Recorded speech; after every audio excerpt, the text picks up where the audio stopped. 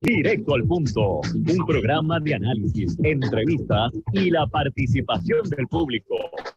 Su moderadora, la periodista Ada Hitza Cortés. Muy buenas tardes a todos los amigos de su programa Directo al Punto. Les saluda Ada Hitza Cortés y usted está por la poderosa, la cadena Guapa Radio, a través de sus 2 emisoras, 6 AM, 6 FM. También los que están viéndonos por el canal digital guaparadiopr.com por internet. Igualmente los que están entrando ya a Facebook Live a través de la página Directo al Punto PR. Un placer que nos acompañe y un saludo a Yolanda Ramos en los controles.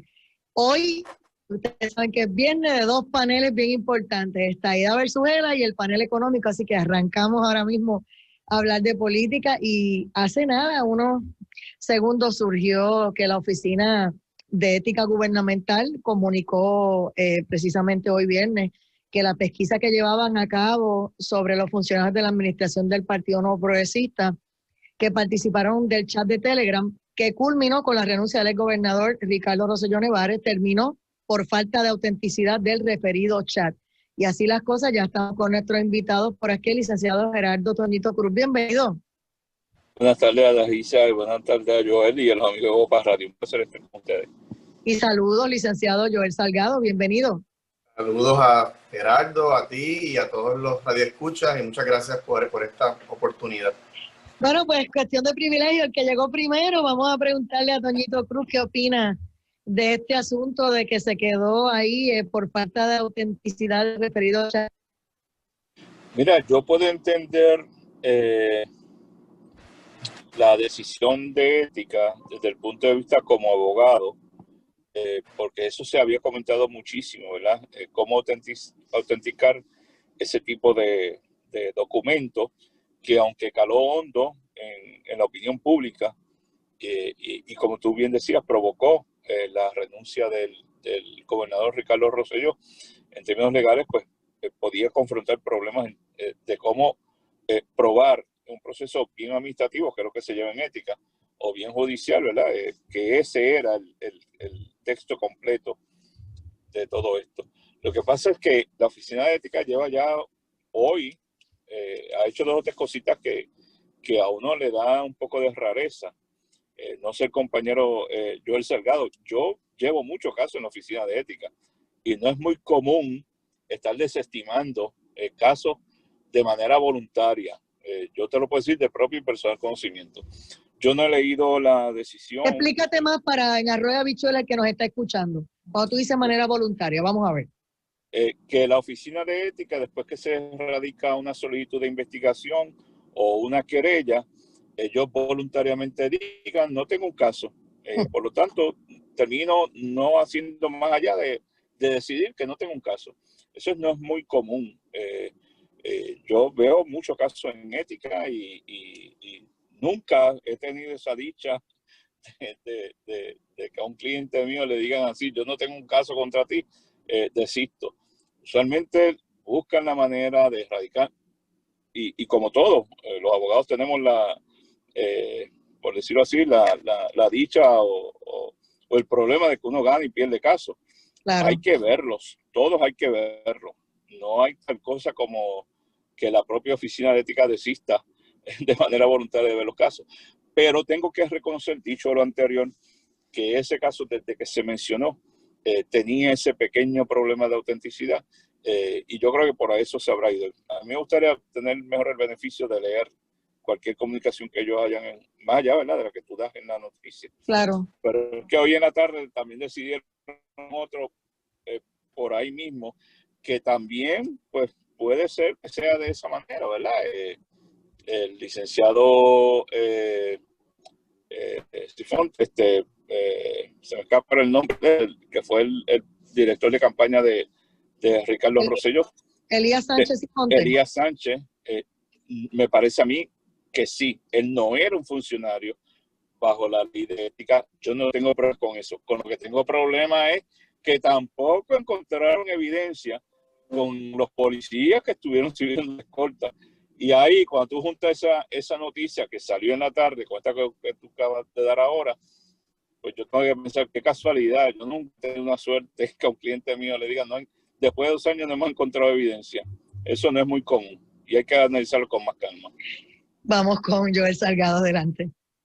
Bueno, ciertamente una cosa es lo que se ventila por los medios, que sabemos que en el caso del chat de Ricky se ventiló por los medios y mucha gente le dio credibilidad al contenido y yo fui uno de los que se sorprendió grandemente cuando Ricky admitió que algunos de esos escritos pues, por Telegram eran ciertos. Él no entró en cuáles eran falsos y cuáles eran ciertos. Se cuidó mucho de eso.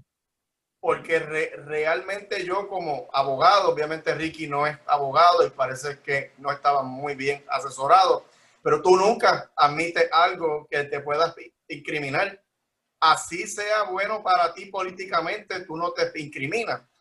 Y obviamente Ricky, bajo, ¿verdad?, su perspectiva, pues admitió de manera general que él se comunicaba por ese chat y que algunos de los contenidos podían ser ciertos de él, pero no entró y no dijo que todos fueran ciertos.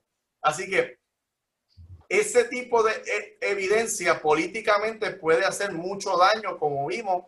Ricky tuvo que renunciar por las circunstancias y la coyuntura, pero no es lo mismo utilizar esa misma evidencia, ya sea en un tribunal o en un proceso de ética, en donde requiere un quantum de prueba, una guía mínima de que la evidencia es fidedigna y tiene que haber un tracto de dónde se adquirió la evidencia, quién la tenía, quién la entregó.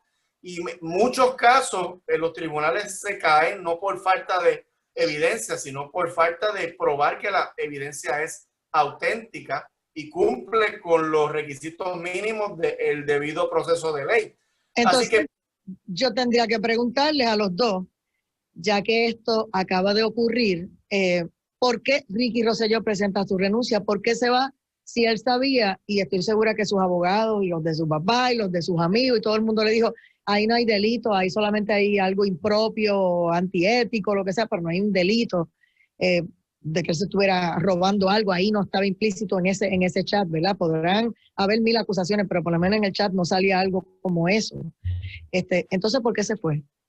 Bueno, yo pienso que Ricky se fue por la presión pública, incluyendo a los miembros de su partido que amenazaron con comenzar un proceso de residenciamiento, empezando por el presidente de la Cámara.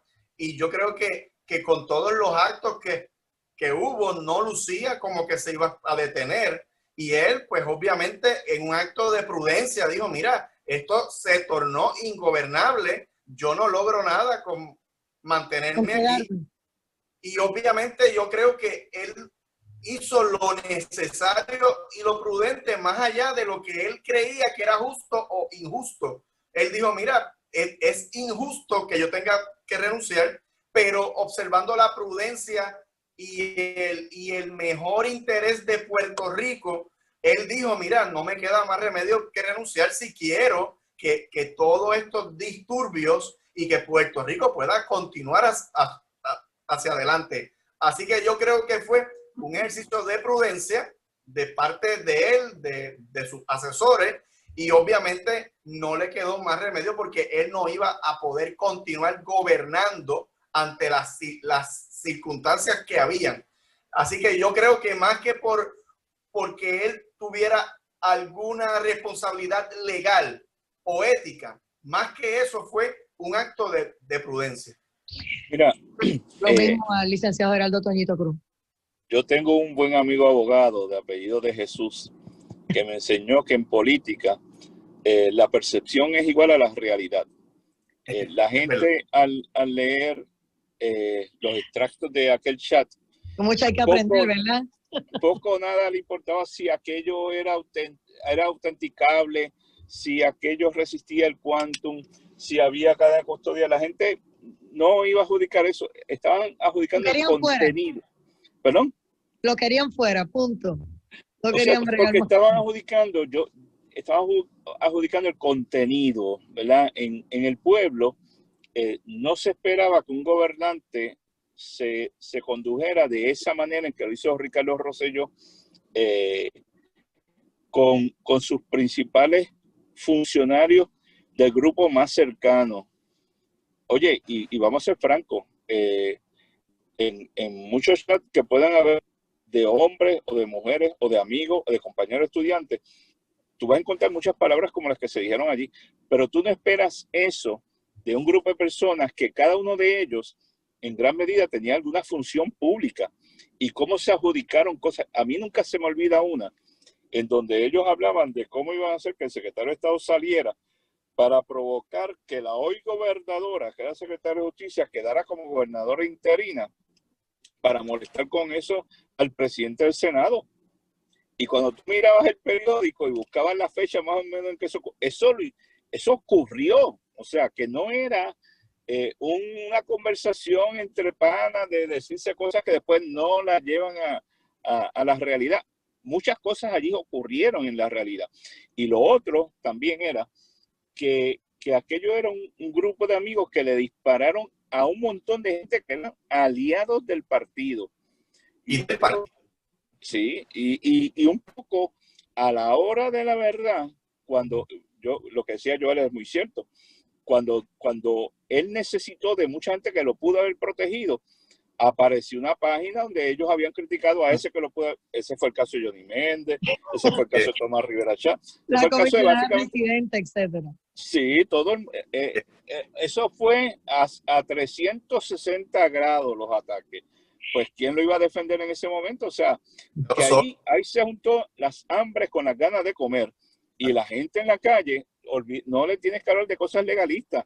Ellos aprovecharon esa coyuntura, ese error terrible que cometió ese grupo de trabajo y lo adjudicó como que esa persona no estaba capacitada para dirigir un día más los destinos del país. De hecho, también mezclaron unos ataques a personalidades que yo creo que este pueblo de alguna medida puede tener aprecio. Mira, y hablo de la farándula, hablo de gente que está en los medios de prensa, que están hablaron hasta de una reportera que se dedica a las cosas del weather, el tiempo. El tiempo. O sea, un sinnúmero de ataques que tú decías, yo no espero eso de un gobernante. Y eso yo creo que fue lo que le provocó la reacción del pueblo, que fue novela en Puerto Rico, que de hecho se repitió en otros países del mundo. Yo estaba fuera de Puerto Rico cuando ocurrió la marcha esa que se organizó en el Expreso de las Américas, y yo vi esas noticias en otro país. Y bueno, pero no, como dice Joel, llegó un momento que Ricardo pues, fue más responsable de lo que fue en sus conversatorios en el chat y llegó a pensar y a decidir, esto no hay forma de recuperarlo. La confianza es de tal naturaleza que lo mejor es irme por Puerto Rico. Entonces, si cerramos este tema de la siguiente forma, es que no puedo evitar regresar en mi mente al juicio de la hoy gobernadora cuando era secretaria de Justicia y cómo ella tuvo el cuero duro porque la insultaron, la vejaron, los mismos de su partido le decían que ella era una jurídica, que no le dijeron, que ella estaba ocultando, que ella estaba protegiendo a Ricky, lo que fuera, y ella se mantuvo incólume hasta que se acabó el juicio, o sea, como que me maten en la raya. Y lo mismo hizo cuando le pidieron, mira, salte de la candidatura, deja a Pierluisi correr solo, y ella, que me maten en la raya. Pero Ricky no pudo, porque inclusive decía que quería proteger a sus hijos y a su esposa, y también esa era otra cosa a considerar, que no podían salir de aquellas 4 paredes de la fortaleza, porque por donde quiera que miraban, era bien difícil para sus hijos ver todos los continuos ataques. Así que me gustaría también un comentario sobre eso, para cerrar este tema, que tenemos varios más para discutir. Mira, yo pienso que el caso de la gobernadora en su momento, cuando pasó por aquel proceso de causa probable, regla 6 no es un juicio, es básicamente un primer sedazo, a ver si se da elementos mínimos del delito. Ella las circunstancias por las cuales Wanda estaba pasando por eso son muy distintas a las de Ricky. Wanda se alegaba que había de alguna manera influenciado, inmiscuido o ejercido su poder como secretaria de justicia en una por el caso de la hija.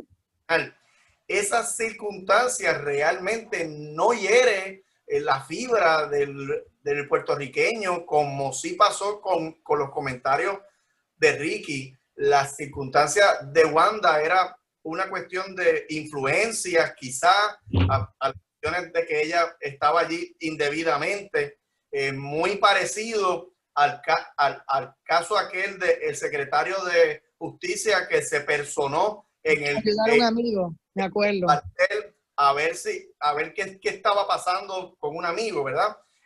Así que yo pienso que en términos de comparar, yo no puedo comparar la situación de Ricky, que abarcaba muchos más aspectos de la vida cotidiana del puertorriqueño, de figuras, como bien establece Gerardo, que la gente aprecia y quiere.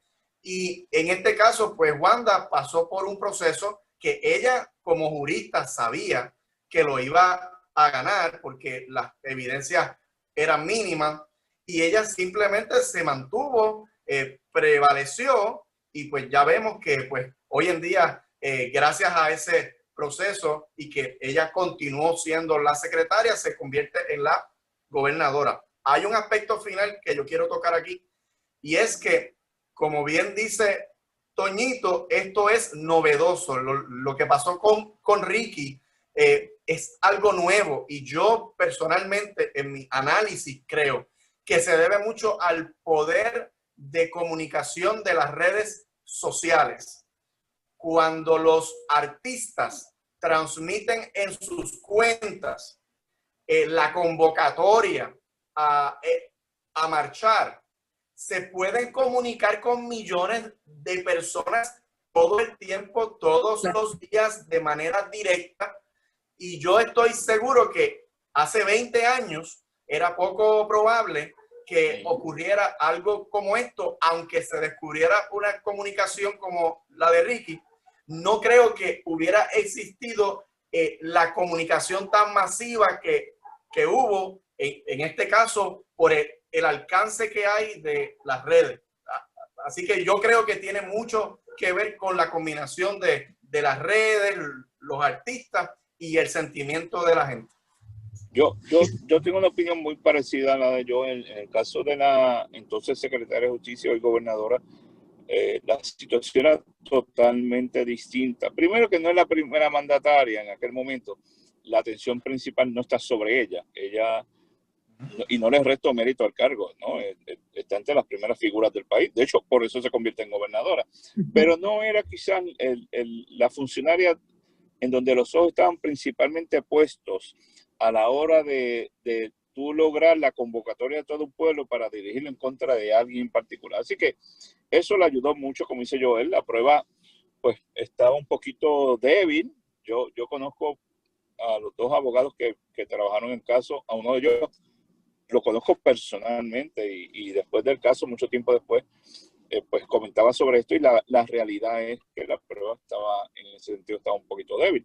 Yo tengo que decirte, en lo que sí yo me llama la atención, y lo tengo que empatar con el primer comentario, con el primer análisis, la posibilidad de cosas de influencia, de uno ocupar un cargo y aprovecharse del cargo para influenciar, inmiscuirse, por la cuestión de la apariencia. Eso es propiamente de la Oficina de Ética Gubernamental, por ejemplo.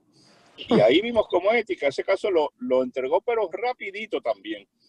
Yo recuerdo que cuando el caso de Sánchez Betance, la ex directora de la Oficina de Ética, doña Zulma Rosario, compareció a la prensa del país y dijo esta frase que nunca se me ha olvidado. Yo les recomiendo al ex secretario de Justicia, pues ya Sánchez Betance había renunciado, que levante las manos, En la Oficina de Ética, poca gente sabe esto. La oficina, tanto en la fase ejecutiva, la dirección, nombra las dos partes. La persona que lo va a juzgar y la persona que lo va a acusar, y utilizo la palabra acusar en términos administrativos, Claro. la misma dirección hace los dos nombramientos. Y esta señora se atrevió a decir públicamente, yo les recomiendo a Sánchez Betance que levante las manos. Sí. Sánchez Betance salió bien del caso, por cierto. Distinto a lo que vimos en un nivel de igual influencia de otros secretarios de justicia, de hecho, de una secretaria de justicia, la entonces Oficina de Ética Gubernamental entregó el caso. Vuelvo y digo, en el campo criminal yo no tengo problemas con ese resultado porque me parecía que no daba para tanto. Pero la Oficina de Ética poco o nada hizo con relación a ese nivel de influencia. Al final del día, concurro con Joel. No era el tipo de caso que llamara tanto la atención.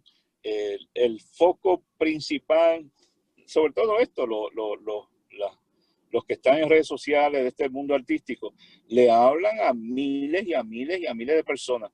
Otro dato que yo digo también que ayudó a todo esto, no olvidemos que era verano, puro verano. O sea, todo el mundo en la casa. En la calle, esto. Disponible. Fíjate que a principios de este año se organizaron una manifestación en contra de la gobernadora. En carro. Bien pequeñas que no llamaron la atención y yo decía, no va a llamar ninguna atención. Primero porque no es, o sea, en este país tampoco, indistintamente, yo no soy PNP, ni tengo por qué defender a la gobernadora, pero en este país tampoco podemos permitir que cualquier decisión que haga el gobernante que a mí no me guste, pues yo organice con 20 o 25 personas para frente a Fortaleza a pedir renuncia. Pues no es así, porque yo aprecio vivir en una democracia. No me gustará el gobierno del PNP, pero ese tipo de cosas yo las resuelvo en una urna. No a cada 4 años. Sí, yo espero, pues, pero no podemos a cada cosa que decide un gobernante organizarle unas manifestaciones, unas presiones para provocar su renuncia, porque entonces convertimos este país en un país ingobernable y ahí sí que se tranca la cosa. Claro. Para la economía y para el crecimiento, para la educación, la estabilidad es fundamental. Es fundamental. Miren, cuando vamos a ir a una pausa, pero cuando regresamos, mira, tenemos aquí que las elecciones generales están en veremos por la controversia del voto por correo, los nuevos líos en la Comisión Estatal de Elecciones y la negativa de Juan Ernesto Dávila Rivera de irse de la silla. Él está emperrado, empeñado, está decidido a dirigir las próximas elecciones y todo el mundo dice que no puede, si no pudo con lo menos, no puede con lo más, y que necesita nombrar a un subdirector, a alguien que entonces, si él se va a quedar ahí, que lo ayuden en este proceso.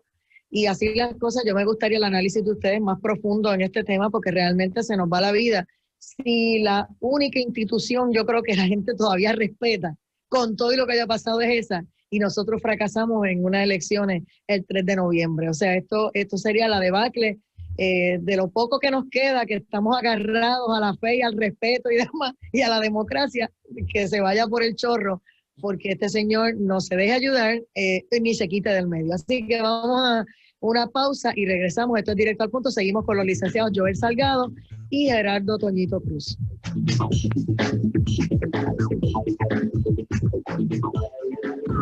Escuchas Guapa, la cadena de noticias de más sólida señal en todo Puerto Rico. La poderosa. Avance informativo.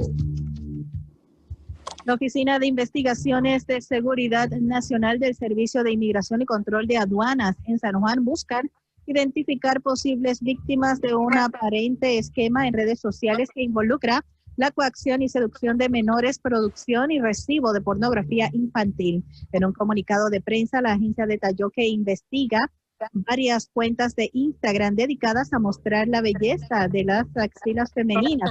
Una persona que se hace pasar por mujer anunciaría que pagaría $20 por foto y $25 por videos. Esta táctica se habría utilizado para atraer a mujeres menores de edad a que proporcionaran fotos y videos de sus axilas, pero luego, bajo amenaza, aumentaría a demandas de fotos o videos de sus senos y genitales.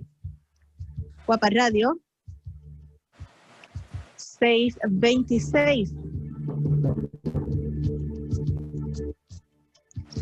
Ante la falta de cooperación de los investigados y del propio Departamento de Justicia, la Oficina de Ética Gubernamental cerró sin presentar sanciones la pesquisa sobre la participación de múltiples exfuncionarios del gobierno como el exgobernador Ricardo Rosselló y figuras privadas como el contratista Elías Sánchez en el chat de Telegram.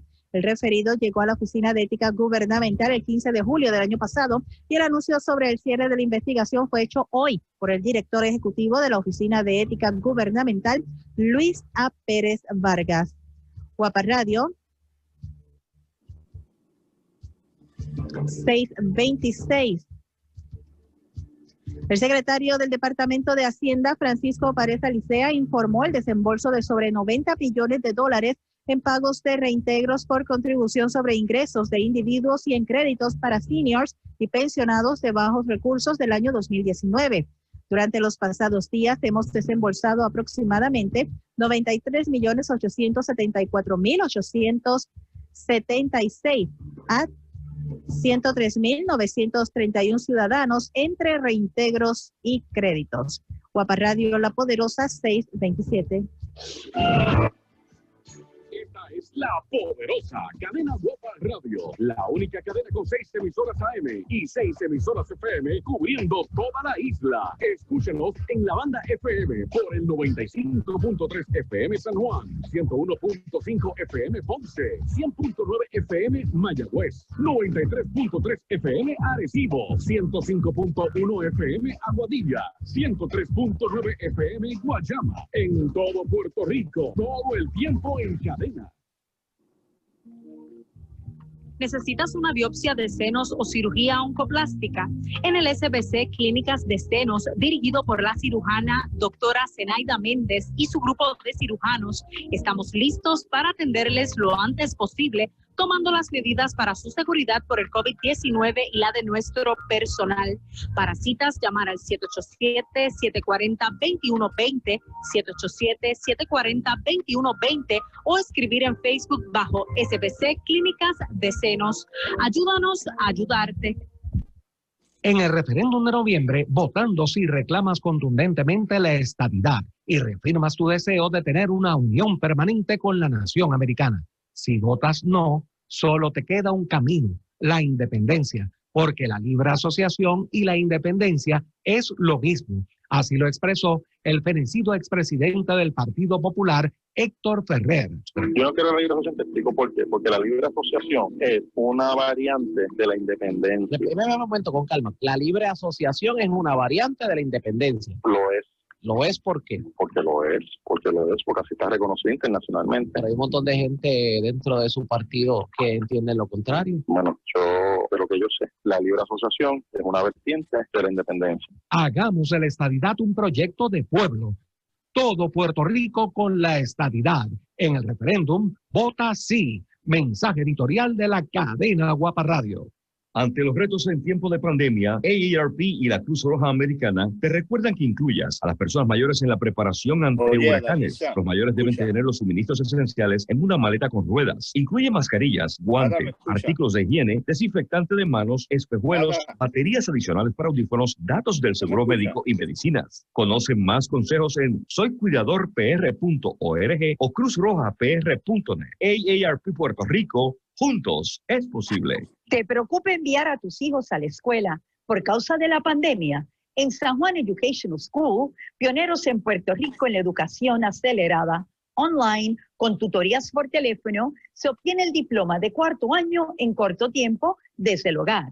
Poseemos licencia del Consejo de Educación de Puerto Rico por más de 15 años y estamos registrados con el College Board. Llámanos 787-268-2999. 787-268-2999. ¿Usted o algún familiar necesita servicios de salud en el hogar? En Metro Pavía at Home ofrecemos servicios multidisciplinarios de rehabilitación, infusión y enfermería, entre otros con un enfoque integral y holístico. Con 5 oficinas ubicadas en San Juan, Adjuntas, Arecibo, Las Piedras y Hormigueros, ofrecemos servicio a través de toda la isla junto a un experto grupo de profesionales altamente capacitados. Para más información, llámenos 787-705-6982, 787-705-6982. En Metro Pavía at Home, estamos contigo. Recuerde que para participar en el programa Directo al Punto, los números de teléfono a marcar son el 787-759-9111 y el 787-689-0050. Y regresamos a Directo al Punto. Soy Adaitza Cortés y continuamos con los licenciados Gerardo Toñito Cruz por el Partido Popular Democrático y Joel Salgado por el Partido Nuevo Progresista en el panel Estadidad versus ELA. Y estaba viendo aquí los comentarios de lo que ustedes han hablado. Por ejemplo, Miguel Serrano nos dice, yo dije que el chat era privado. Gary Acevedo nos dice, se probó que el chat fue alterado. Dice por aquí, Cari González renunció como padre primero. Y por aquí tenía uno que dice, Naki Aponte, una cosa es que alguien específico no quiera o no se atreva a ir en contra de Elías, refiriéndose a Elías Sánchez, y otra es que él sea inocente, pero como dice doña Miriam, llegan al gobierno con un salario y salen millonarios. Ustedes ven que la gente está pendiente a lo que se está hablando y están pendientes a lo que pasa, ¿verdad?, en nuestro país. Bueno, y el tema que les mencioné antes de irnos a la pausa dice que las elecciones generales están en veremos por la controversia del lío de los votos por correo, nuevos líos con la Comisión Estatal de Elecciones, y está atornillado Juan Ernesto Dávila Rivera, que no se quiere ir de la presidencia de la Comisión Estatal de Elecciones.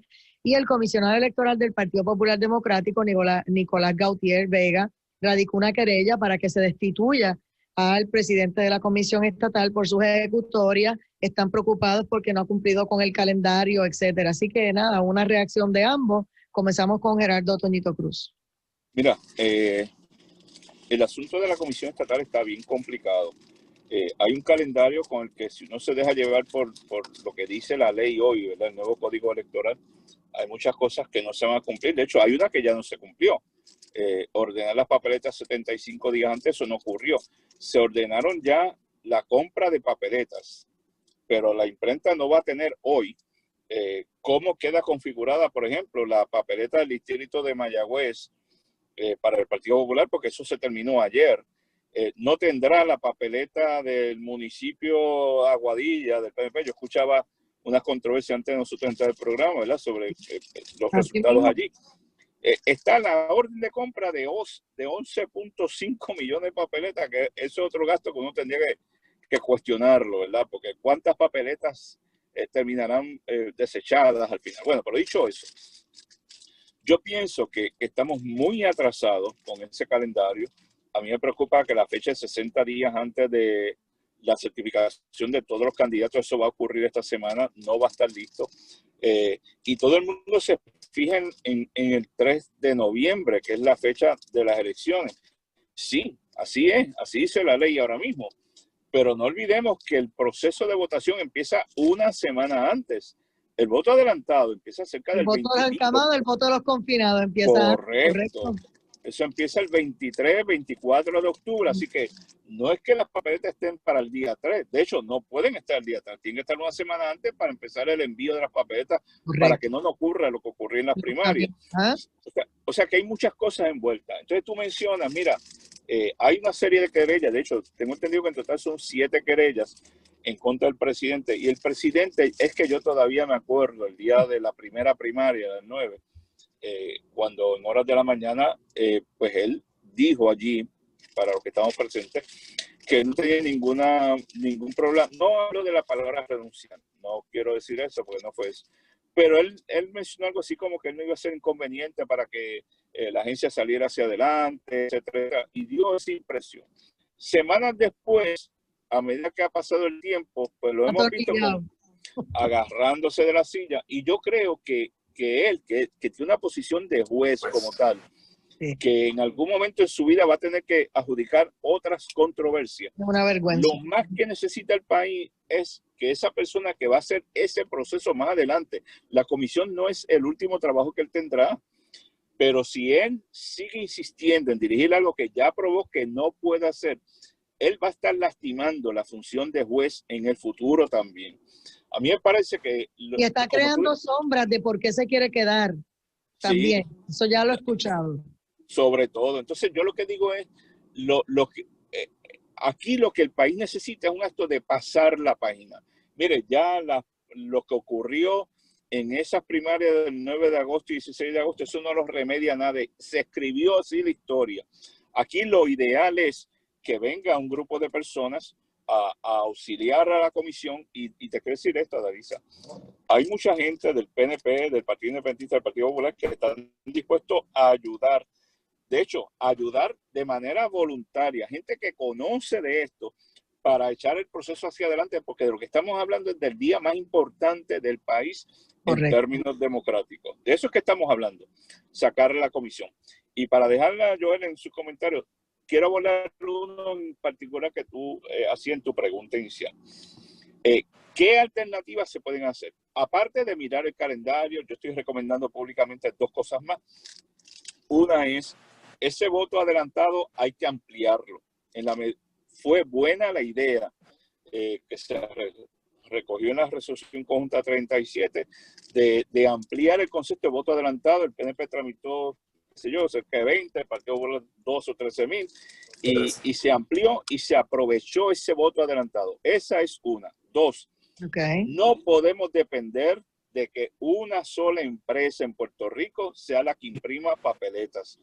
No es correcto decir que la única imprenta certificada por dominio, que eso lo hablaremos después, de cómo es posible que la comisión haya caído en esa trampa de que le compran las máquinas a una empresa y luego esa empresa tiene que certificar la imprenta y solamente en Puerto Rico había una. Eso es inaceptable. Y lo peor, que después ese día que supuestamente seguían tirando las papeletas que faltaban, cuando van los periodistas allí, estaba cerrada, clausurada todas las puertas y nadie estaba trabajando.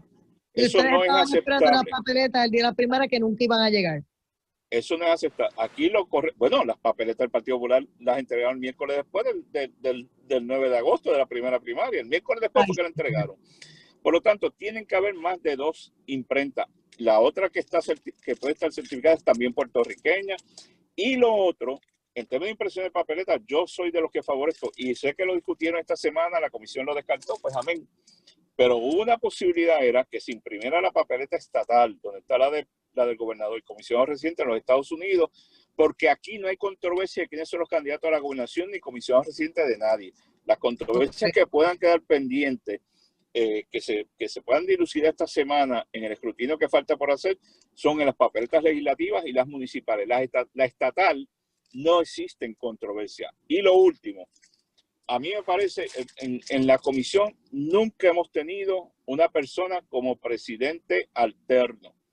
Yo creo que la salida a este tranque que hay de un presidente que no está viendo ese problema que lo afecta a él en su carácter profesional es que los comisionados de manera urgente en estos próximos días nombren un alterno que esté ahí disponible. ¿Por qué lo digo? Porque hoy el presidente de la Comisión Estatal de Elecciones se puede echar hacia atrás porque sabe que este código no permite la figura de los vicepresidentes. Y él sabe que si lo hacen renunciar se puede formar un caos porque nadie va a estar para firmar nada, se tranca la comisión. Pero si la comisión nombrara un alterno, entonces la figura del presidente se podría ir mañana mismo porque hay alguien que asume el control de la comisión de manera inmediata. Exacto. Y yo creo que eso no se ha estado discutiendo esta semana. Yo de hecho, lo estoy diciendo aquí por primera vez. Los comisionados deben la semana que viene nombrar un presidente alterno y con eso detienen el chantaje, por decirlo así, ¿verdad? Una manera poco, sí, algo elegante, ¿verdad? Que el presidente tiene sometido a la comisión de que si me sacan a mí, esto se va a ajuste. Pues no, con un presidente alterno, la comisión echa hacia adelante y después con el tiempo se nombra a un presidente en propiedad y se salva la situación. Porque hoy en día, que es el detalle que trajo este código que no lo tenía anteriormente, Hoy el código requiere que el que sea, tanto el presidente como el alterno, tienen que ser un juez superior. Antes no era así, antes puede ser una persona, hoy tiene que ser un juez superior y es complicado traer a un presidente, inclusive un alterno, pero tiene que haber un buen puertorriqueño y una buena puertorriqueña que quiera ayudar al país a salvar su día de democracia en estas elecciones en los menos de 10 martes que nos quedan por delante. Vamos con Joel Salgado. Bueno, obviamente con esa exposición de Gerardo, pues estoy de acuerdo con el 95% de lo que expresó. Yo pienso que hay que salvaguardar la credibilidad más que cualquier cosa, porque miren, el problema es que mantener al presidente actual de la Comisión Estatal de Elecciones, como bien expresaste, lanza unas sombras y unas supuestas intenciones de ciertos sectores que pretenden tener algún control en alguna medida del resultado o del proceso. Y yo considero que ese es el peor enemigo de la democracia, cuando hay el espacio para decir que el resultado no es fidedigno o que se manipuló o que se hizo o que se dejó de hacer o que se favoreció a uno sobre otro. Y yo creo que cuando una figura como el presidente de la comisión, Dávila, ya tiene esa sombra sobre su imagen, pues definitivamente ya carece de lo principal que debe tener. Y yo quiero expresar que yo soy abogado y cuando hay una situación en donde da la apariencia de influencias indebidas o parcialidad, se supone que el funcionario, si es abogado y juró y prometió hacerle honor a la toga, él mismo por su cuenta propia, aunque él piense que no es justo, debe de salirse del camino y renunciar como un jurista responsable. Yo personalmente no entiendo cuáles son los argumentos de él para no renunciar cuando ya básicamente todo el mundo les ha pedido la renuncia, con escasas personas que yo veo que todavía no han expresado su interés de renuncia, que yo pienso que hay una incertidumbre porque nadie sabe a quién se nombraría en sustitución. Y yo creo que ahí el planteamiento de Gerardo es excelente si se nombra a un presidente alterno, que ya básicamente todos los componentes del aparato de la comisión, los políticos, los candidatos, ya van a saber que cuentan con una figura capaz, responsable, con reputación. Y yo creo que de aparecer esa persona disponible y que se nombre como presidente alterno, yo creo que no va a haber ninguna figura, que se oponga a la realidad de que esta persona tiene que renunciar para garantizar la credibilidad, la pureza y la apariencia de los procesos, porque no es suficiente con que los procesos se hagan bien, sino hay que esforzarse porque la apariencia y la percepción pública sea que el proceso se llevó a cabo de la manera correcta. Así que ese sería mi consejo. Me voy a hacer eco de la propuesta de Toñito de que se nombre a un presidente alterno para ver si logramos que haya unidad y esta persona finalmente renuncie. Oye, y hay 43 vacantes de jueces a 4 meses de que finalice este cuatrienio. Así de la gente que han dejado sus plazas o han cumplido sus términos. Y son muchos nombramientos que Wanda Vázquez va a poder hacer, si es que los quiere hacer todos. Claro. Y tengo también que hay 3 cositas aquí, no nos queda tanto tiempo, es que la Junta de Control Fiscal recomienda eliminar varias extensiones y exoneraciones del crimen. Yo no sé cómo ustedes lo vean, ¿verdad? Porque hay uno aquí que fue alcalde, no sé cómo ve esta situación de lo del crimen. Tenemos también que se buscan utilizar los 900 millones de la ley CAES para pequeñas y medianas empresas. No sé por qué se ha tardado tanto que se reparte ese dinero, porque la verdad que estamos en necesidad entre los terremotos, los temblores, la pandemia, toda esta situación, y me gustaría un comentario también de la convención del Partido Republicano. Así que comenzamos, Gerardo. Toñito Cruz. Mira, yo pienso que en ese tema de lo que ha llegado y lo que se ha gastado, yo he escuchado versiones encontradas. Pues hemos tenido una Jennifer González que ha sido muy vocal anunciándole al país cada vez que consigue una asignación adicional para el pueblo de Puerto Rico, particularmente las asignaciones que se consiguieron cuando el tiempo de la pandemia, ¿verdad? En estos meses. Pero de igual manera, algunas voces en el Ejecutivo, que es de la misma administración, ¿verdad? Del Partido Nuevo Progresista, pero en manos de la licenciada Wanda Vázquez, pues dan la impresión que suena como que hay algún dinero que no ha llegado, que no está disponible. Entonces, empezamos a entrar en ese choque de qué llegó y qué no llegó, y qué está disponible o no. Y eso les va a recordar al pueblo una discusión muy similar, no con gente interna de la administración del Partido Nuevo Progresista, pero con el presidente Trump y la alta oficialidad del gobierno en la parte de la administración de Ricardo Rosselló, cuando Trump aseguraba que había llegado un dinero, y yo veía a gente de la administración de Ricardo Rosselló advirtiendo que no todo el dinero había llegado. Al final del día, en ambas circunstancias, el problema lo tiene el ciudadano de a pie, porque si bien es cierto que se ha liberado un fondo, y eso no se puede tapar, hay mucho dinero, pero mucho es mucho, que no está en manos del pueblo, que está en el trámite de la burocracia, que se está quedando en esa controversia si llegó o no llegó, y de los que han llegado, a lo mejor de alguna manera, que es por donde yo creo que va la comisionada Jennifer González, hace una crítica muy válida de que ese dinero del que pudo haber llegado no se ha logrado desembolsar, ayudando a la crítica que nos ha hecho el presidente en muchas circunstancias. Y hablando de presidente, ayer yo me quedé, no podía creer ver ese escenario de la aceptación de la nominación republicana en el patio de Casa Blanca, en las dos vertientes. La manera en que los asistentes estaban allí, si yo vi 2 o 3 personas con las mascarillas, fue mucho. No había proceso de distancia. Vi los del Border Patrol uniformados como parte de una actividad política partidista del Partido Republicano. Pero lo más interesante de todo es cómo un presidente recibe la nominación de su partido en una facilidad, no tan solo que es pública, histórica, como es la Casa Blanca.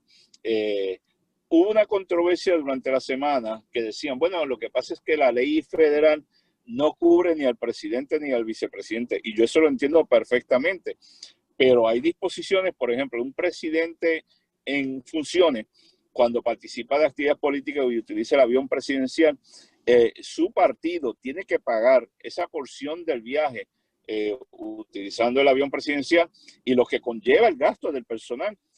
Su comité de campaña tiene que asumir ese gasto. La gran pregunta es si el Partido Republicano, el comité de campaña de Donald Trump, va a pagar por la cantidad de empleados que estoy seguro ayer estuvieron disponibles, sobre todo los del servicio secreto, los de seguridad, de Casa Blanca, porque utilizar nada más y nada menos esa facilidad icónica para el pueblo americano como el lugar de reunión de uno de los partidos políticos es algo que de verdad yo no creía que jamás vería. Aparte, ¿verdad? No voy a criticar el mensaje del presidente Trump porque yo no iba a esperar menos. Yo no podía esperar que él dijera he fallado en esto y he fallado en lo otro, y este caos de la pandemia, este caos de las protestas es culpa mía. Claro que no iba a esperar eso. A mí me llamó la atención esto que acabo de decir, que yo espero que eso no sea una motivación para los políticos del patio, que mañana estemos utilizando las facilidades públicas para actividades político-partidistas. No deberíamos tener cosas como esa. Vamos con José Joel Salgado. Bueno, ciertamente a mí me sorprendió igualmente ver tanta gente allí aglomerada. Tenían una distancia entre ellos, pero verdaderamente no era el ejemplo que uno hubiese esperado, y en gran contraste con lo que fue la convención demócrata, en donde todo fue cibernético, todo fue tecnológico. Yo creo que el presidente Trump quiso proyectar más cercanía a la gente. Yo creo que eso fue una estrategia para hacer un contraste con lo que fue la convención demócrata, de que él es un presidente que no importa la crisis que haya, él va a estar cerca de la gente.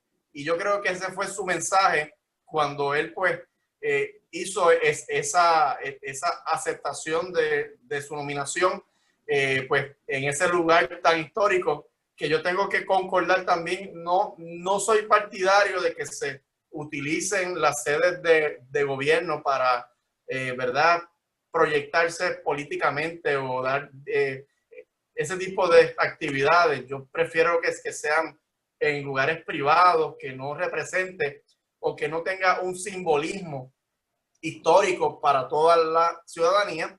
Pero yo creo que el presidente, su estrategia fue clara. Él está claro de que él entiende que va a ganar, que se va a mantener allí y que él es el presidente que va a estar cerca de la gente. Así que yo pienso que todo fue una estrategia política. Yo no creo que haya sido una imprudencia. Yo creo que fue algo medido. Nada casual. Y nada, ¿verdad?, casual, ni simplemente él quiso proyectarle eso a la gente. Y como todos sabemos, Donald Trump es controversial. Así que hasta en la aceptación de su nominación quiso proyectarse como una persona controversial, porque la propaganda negativa a Donald Trump le ha funcionado sumamente bien para que hayan anuncios no pagados, porque sabemos que no hay propaganda buena ni propaganda mala, sino hay propaganda. Y si se habla de Donald Trump, y si en este momento estamos hablando de él, fue por esa estrategia. Mira, hay un asuntito que adelante. yo quiero tocar. Sí, y yo entiendo que como este es un panel Estadidad versus Gela, me gustaría hablar un poquito del proyecto de ley el proyecto de ley Fatulo. Ay, perdón. Esto ocurrió, proyecto de ley.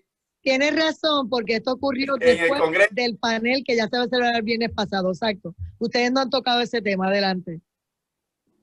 Claro que sí. Mira, rapidito, porque sé que estamos cortos. Mira, si quedaba duda de que el estatus de Puerto Rico está en boca de los congresistas y que tienen muy presente que en Puerto Rico va a haber un referéndum estadidad sí o no, este acto de Alexandria Ocasio-Cortez y Nidia Velázquez, a petición obviamente de Aníbal Acevedo Vilá,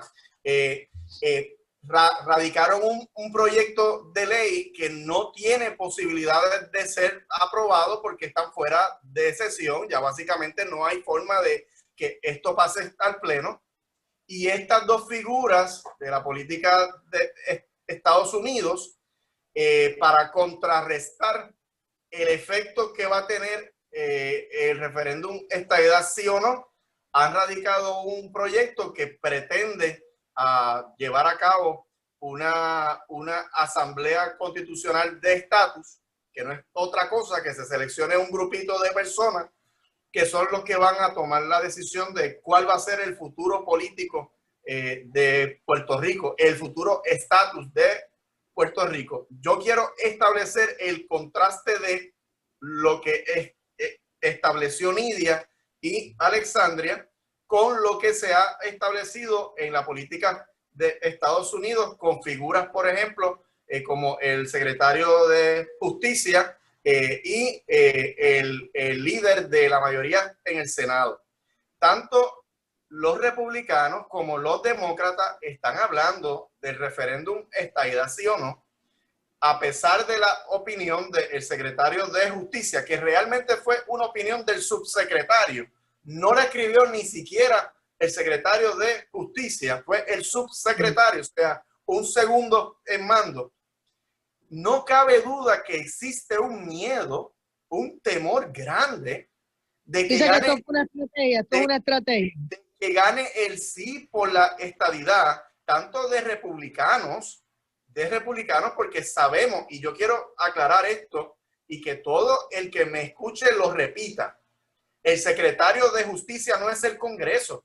Yo he escuchado tantas personas decir que el Congreso, a través de la carta del secretario de Justicia, invalidó ya el referéndum de estadidad, sí o no, cuando el secretario de Justicia pertenece a la rama ejecutiva, pertenece al presidente, no pertenece al Congreso. Así que el Congreso realmente no se ha expresado como ente en relación al referéndum. Fue solamente una expresión del secretario de Justicia, que sabemos que es republicano y que está por la misma línea de Mitch McConnell y de Martha McSally, que han dicho que hay que mantener el Senado republicano, porque si los demócratas ganan, van a hacer a Puerto Rico y a DC Estado. Así que por esa misma línea es que se va el secretario de Justicia a tratar de estratégicamente quitarle credibilidad o valor al proceso del cual le tienen terror,